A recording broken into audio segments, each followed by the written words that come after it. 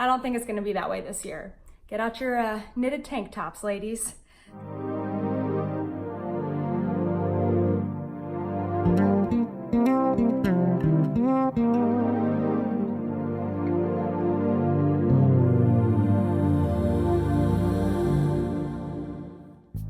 Hey everyone, my name is Natalie, also known as Knitty Natty.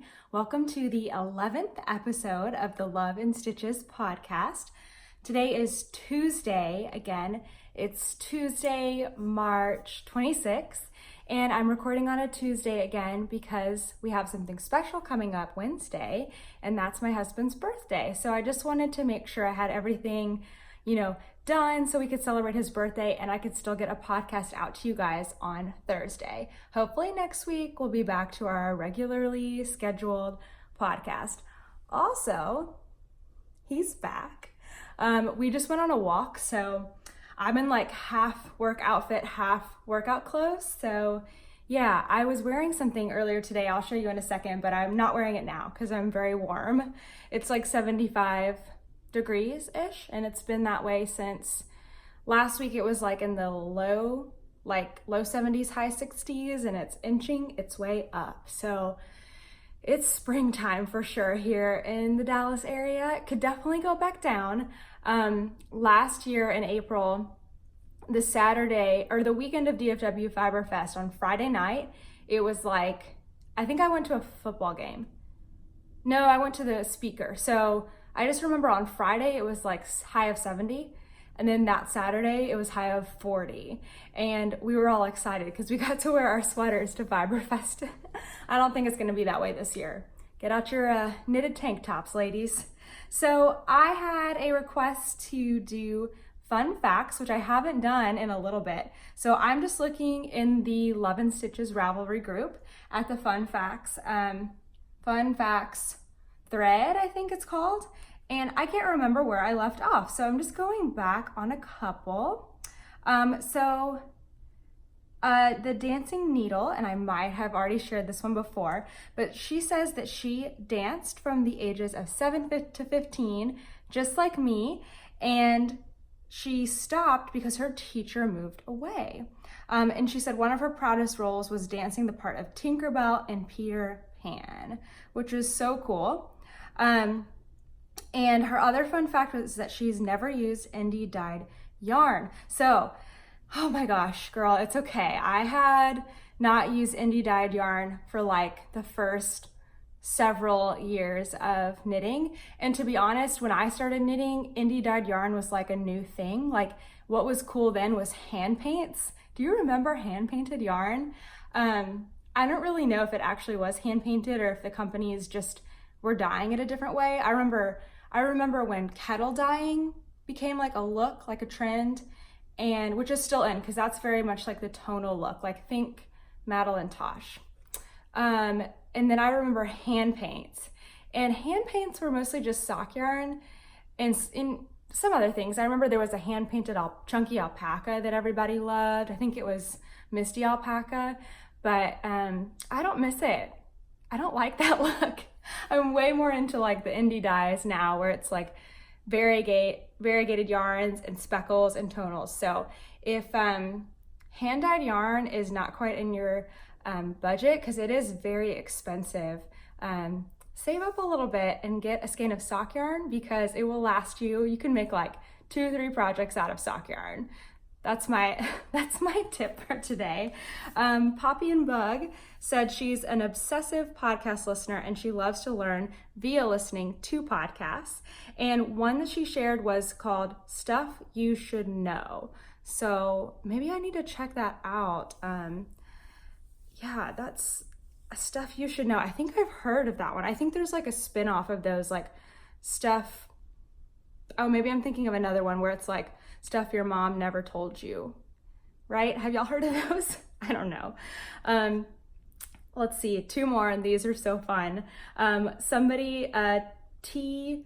Margelson said, I love knitting, so I had to knit a sweater for each of my daughter's pets. You guys, there's the cutest picture on here, so you've got to go to the group and see it. If I try to show you, it'll be like, you won't be able to see it, but there's a cute little dog and an angry cat, like both wearing red sweaters, and they look like they fit perfectly, so good job, but so funny. And then the last one is from Craft Nut. Hi, Heather. She said she used to race dirt bikes. Okay, Heather is a friend that I know in person, so I need to see these pictures or videos, Heather, because that is a very interesting fact. I started the fun fact thread for you to share a little bit about yourselves, and then I said I would share like the same fun fact, but then I realized that that wasn't really gonna work because I can't share the same fun fact about me as you because you're unique. So I don't know, talk about them. So hopefully that's fun and entertaining. But let me show you what I was wearing today. This is the flat iron shawl by Tony of TL Yarn Crafts. And this is the first one that I made. I've made two. So the other one that I have is a rainbow one, and I follow the pattern exactly. This one I changed things up a little bit. The original uses 3 colors, and I had a 4 skein like gradient, so I wanted to use all 4. Plus I didn't have as much yarn.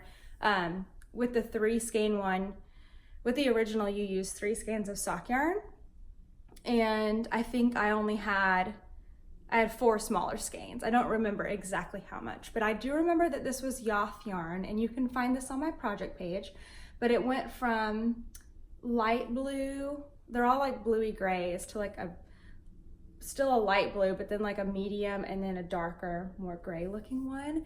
And it's crocheted, and it's just one of my favorite shawls to wear. It's just a basic asymmetrical triangle, and I usually wear it like this. This is how I was wearing it all day today. It's very comfy. It's the perfect size. It doesn't, when you first see it, people don't know that it's crocheted because it has such great drape. And that's what's amazing about crochet is you can control the drape. So if you feel like crochet is only for like stiff structured things, it's not. You can definitely make very beautiful drapey items with crochet. The other thing that I like about this is if I do get really cold, I can actually wear it like this and it'll stay on really easy. And then I totally will tie it sometimes. Just when I'm like sitting down, I don't really walk around like this. But that's what I was wearing today, but it is now too hot for me to keep that on. But I did have it on with this t-shirt and not like a tank top underneath it because I'm gonna go work out later. Okay, so let's see what else I've got on the agenda. One thing is that I want to keep it under 30, and I've already talked for 7 minutes. So let's get going with whips. I don't technically have a finished object this week, but I do have a new tutorial. So I'm going to show what I did for the tutorial as like a finished object. So let me grab those. Okay, so last week I put up a tutorial on Tuesday for how you can take a charm and turn it into a progress keeper. And this week I have a similar tutorial that kind of builds on it. And this is how to take beads and turn them into stitch markers or progress keepers. So the process is a little bit different. You need a few more tools, a few more hardwares, and a little more patience, I think, because you have to actually bend and clip wires, etc. But the video is up on my YouTube channel now, so you can go to it, and I'll also try to remember to link it below just to make it easy. But if I don't, you can go to my tutorials playlist and it'll be there. So I had these rose glass beads that I bought at Joann's, and I made a couple stitch markers. They're just so pretty. They're probably not going to stop waggling there, but they've got roses. And then I also made a couple of progress keepers as well. And I have the other one that I made is actually on one of my projects. So I'll show you that project here next. So I only have 2 whips because I haven't worked on my Disney Princess socks from Malia Made It at all. Yeah, I've just been really trying to get these 2 other things done because they've got deadlines.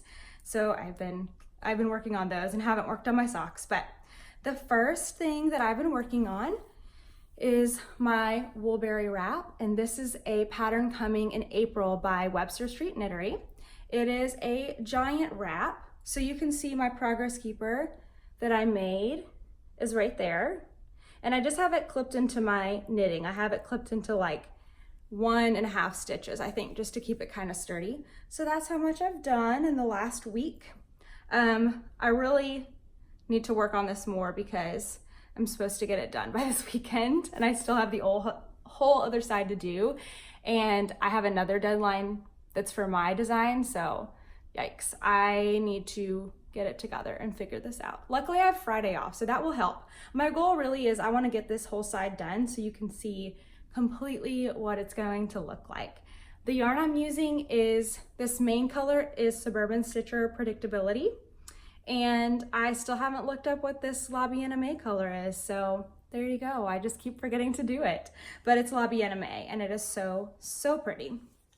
Okay, the other thing that I'm working on, now I'm gonna make this podcast super short. Oh, okay, I can do this. So the other thing that I'm working on is a design. So last week I showed you the yarn. It is also Suburban Stitcher, and this is gonna be a design that is gonna be launched at DFW Fiber Fest, which is coming up in 2 weekends. So 2 of the colors that I'm using are Peach Tea and Nudie Patootie, and they really just go together so well. The third color picks up on this really dark charcoal. So I teased you last week.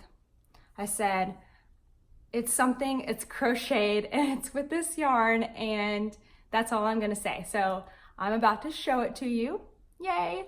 And I might have already posted on my Instagram like another sneak peek, but now I'm gonna like really show it to you. Okay, so I am carrying it in my float tote. I have been using my float tote. I have my Woolberry wrap in a float tote, and I have this project in a float tote, and it's just so easy to pick it up and go. I love it. Okay, so I am not done, so you're only gonna see part of it, but this is what I'm working on. It's a crocheted wrap.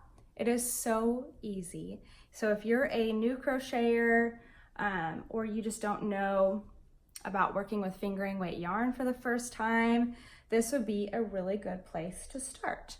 So I'm gonna see if I can hold it up.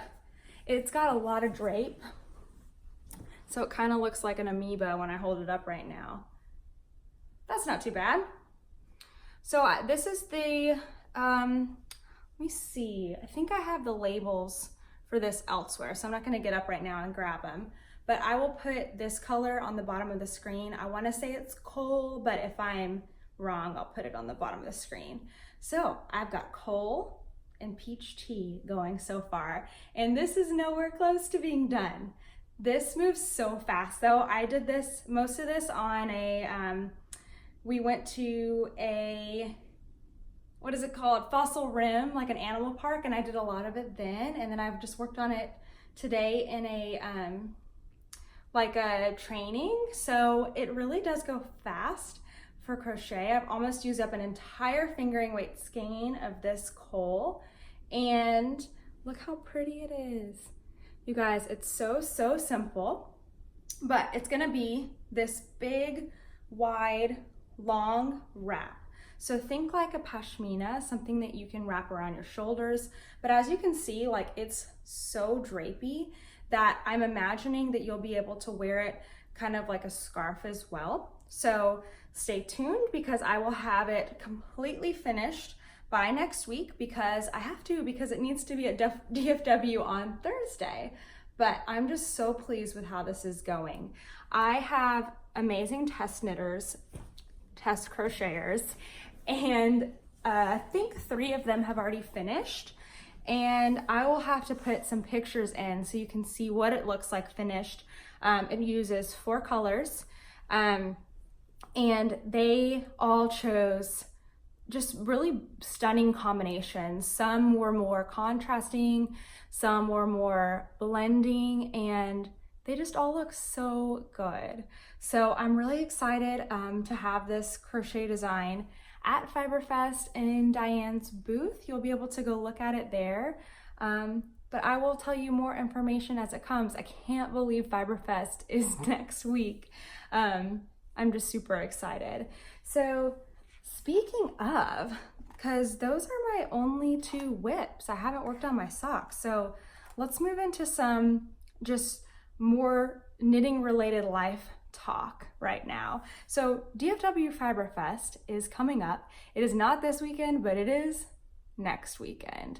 So I'm super excited. There are several people that I'm gonna meet like in real life that I've been chatting with on Instagram for a while. So I'm excited to meet them. Last year, I wasn't as, like, I had kind of started my Instagram. I'd had it for like 8 months or something. So I wasn't really like interacting as much as I am now. And so now I've like made some friendships and I actually get to see them in person. It's gonna be super, super cool. There's also several like yarn dyers and other people that I'm gonna get to meet. I'm gonna get to see my friend Drew, who has a podcast. It's the Neurotic Knitter, and he drives in to go to Fiber Fest for a day or so. So I'm excited to see him because we used to be friends at Bliss Yarns, and we're still friends, but we just don't live in Nashville or Brentwood anymore. But yeah, I'm so excited. I'm also taking 4 amazing classes. I don't know how this happened. Whenever I sign up for like any festival or anything that I'm signing up for a class, I kind of feel like I'm like looking for a class that piques my interest and kind of having to comb over the description several times because I'm like, oh, you know, this one looks like kind of interesting, but I probably could do it on my own. I'm not really sure if I'm not really sure if I want to learn that skill yet, or that's weaving, it doesn't pertain to me or something.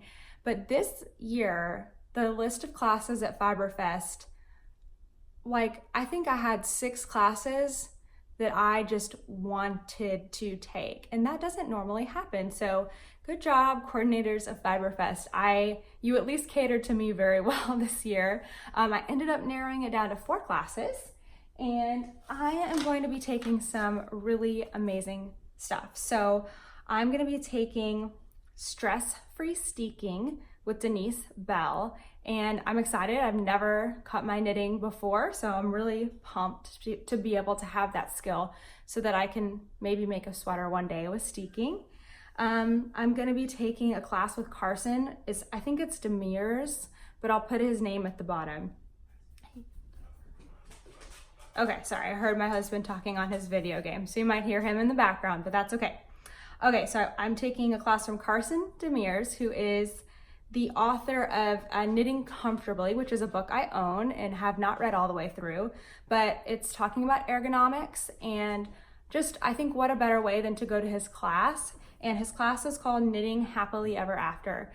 And I've only heard amazing things about this class. So I'm really excited about that. I definitely get fatigue and hurt like in my forearms mostly. So I want to learn about how I can stay healthy because I don't want to stop knitting anytime soon. I am taking another class from Stephanie Pearl McPhee. I took one last year and she's just a wealth of knowledge. The one that I'm taking this year is called Knit Smart, and I completely forgot what it's about, but it's gonna be great because it's Stephanie Pearl McPhee. And I specifically picked that class for some reason. But the last one is with Amy Herzog, and this is one that kind of goes with my goals for this year to design a sweater. And her class is called Mastering Mindful Modifications. So I am so excited to see how I can take those skills and put them into sweater design. But yeah, we'll see. I think that's probably gonna be a summer project for me when I have time and brain space away from work to do that. So if you're going to Fiber Fest at all, or taking any classes, let me know. You can message me on Instagram or comment. But yeah, I can't wait to meet some people in person and take classes. And you know what's funny is like the last thing on my mind right now, or like ranking things, is like meeting people, getting a pattern in a booth, taking classes, yarn. I mean, obviously they're all like 100% excitement, but like that's the list right now. I don't really have anything that I'm looking for, and I definitely don't need yarn. So I don't know, we'll see. I'm gonna buy some stuff, of course, but I don't really have like last year I had a big list and I saved my money for several months so that I could buy those things, and that was great. But this year that's not where I'm at. I'm more about the social aspect of things this year. So yeah, if you're going to Fiber Fest, let me know, and I can't wait to see you there. Another thing is I got a birthday present in the mail from one of my friends, one of my college friends, and it is so cute. I had to show you. I think it's like basically just a tea towel, like a kitchen towel, but look at what it says. Oh, how cute is that? So I think, and this is what my friend intended it for. She said she thought it would look cute in my yarn room. So I think what I'll do is, iron it out, get all the wrinkles out, and I'll either just put it up like this, or I'll get like a frame for it, maybe, I don't know. We'll see. Maybe if there's a good sale on frames, I'll get a frame. But I think it's gonna just look so cute just up on the wall. So I had to share that with you guys. And then the last thing that I wanted to talk about today, I'm so gonna be like under 20 minutes, I think, is knitting club and crochet club.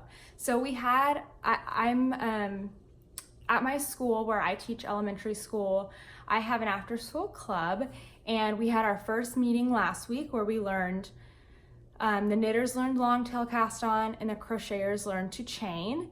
And that's all I taught them. Sent them home for a week. Come back in to see me if you need me, but that's all we're doing this week. And that has seemed to work pretty well in the past for us. So this week they came back and they had the next step, which was to learn the knit stitch and to learn single crochet. Now, crocheters, there's so much that goes into learning stitches. I think the stitches themselves are like pretty simple. The kids didn't have a problem understanding that you go into the stitch, you pull up a loop, you yarn over, you pull through two like that. They had no problem with that. What's hard is going into that chain row one way, then going into the proceeding rows, proceeding, the rows that come after, and going under two loops. I mean, it's just a lot. And then you have to remember, I need to chain one, whether you think of it as at the end or the beginning of your row, and then whatever. It's just, I feel like crochet is so hard. I don't think it's too hard to learn. I just think it takes so much more you have to be able to read your crochet immediately. Whereas in knitting, like your stitches are there, they're on the knitting needle. You may not, the control of it is difficult, I think, for knitting, but you don't have trouble being like, what is a stitch? Now you still make extra stitches, of course, but I just feel like learning to crochet is like a badge of honor. Knitting is too, but man, crochet was just so hard for me to learn. I hope I'm not discouraging you if you're a knitter and haven't learned to crochet yet, but just don't forget what it was like to be a beginner and be nice to yourself. But the kids did really well. I had two girls from my past knitting and crochet club stay that afternoon to help, just to help me, because that was like our biggest learning day. And so I would go around to each kid and start them out. And then as they had questions, there was two other people there that knew how to knit and crochet and could help them. The other thing is that I have 3 left-handed crocheters that hold their hook in their left hand. And I am not left-handed. So I have 3 left-handed crocheters and 1 continental knitter, and I am neither of those things. So at first I decided to sit like opposite of the left-handed crocheters, but that wasn't really working. So then I started to hold the hook in my left hand and crochet, which was kind of good for them to see because I was extremely awkward and probably felt a lot of what they felt. Like I couldn't pull my hook or pull my stitches through. I had to like pick them up and pull them off the hook. Like you remember when you started how hard that was.